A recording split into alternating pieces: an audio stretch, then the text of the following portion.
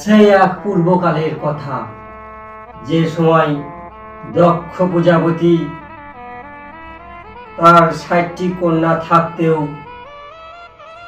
মা শিবা দেবী জগৎজননীর আরাধনা করেছিলেন আর বলেছিলেন, হে মা, আপনি আমার ঘরে কন্যা সন্তান হয়ে চলুন।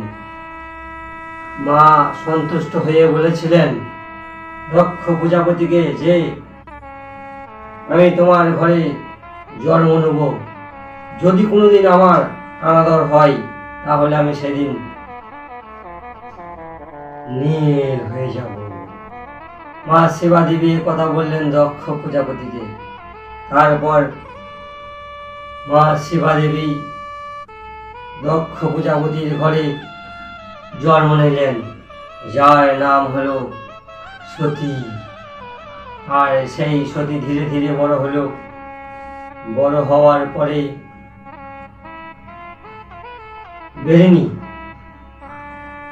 সতীর মা বলেছিলেন, শিবের সঙ্গে তোমার বিবাহ হবে। তাই মা সতী ভগবান শিবের ধ্যান করতে লাগলেন, আরাধনা করলেন, বহু বছর তপস্যা করলেন ভগবান শিবের। মা সতী তারপর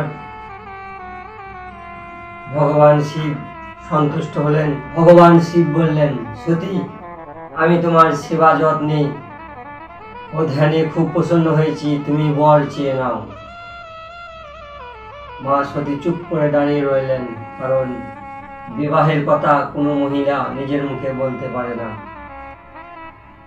তাই ভগবান শিব গোবর্ধনী, ত্রিলোকীনাথ, আমার শম্ভু সব বুঝতে পারলেন আর বললেন,